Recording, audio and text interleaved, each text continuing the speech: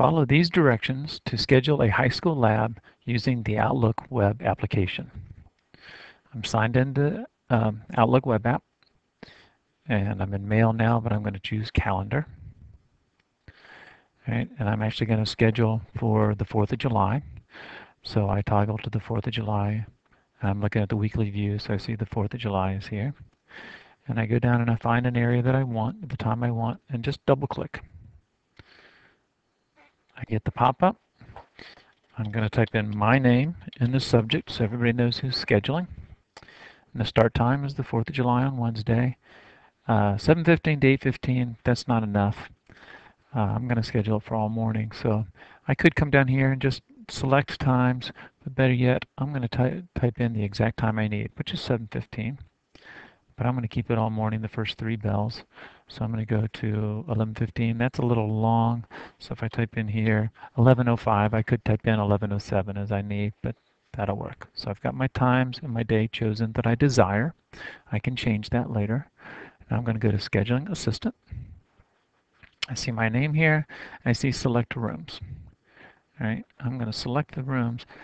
As I do this, I can choose Add All Recent Rooms, and it'll populate with all the labs that I most frequently reserve. So for this case, I'm going to go More, and I get a pop-up into the global address list. And if I type in HS and do a search, it'll take me to all the high school labs. And I'm just going to choose the first 4 here. I could double click, or I could click on rooms, and fills this list down here with those labs that I'm just going to look at. I'm not going to reserve them right now. I'm just seeing what's available. And over here I click OK. You see those labs are now listed in selected rooms, and they're not checked. I'm going to decide which one I want. And I can see right here that High School Lab A303 is busy for part of that time. You know, I could change. I could drag this green line and this red line over and just get that portion of the day, or I could come up here and change my times.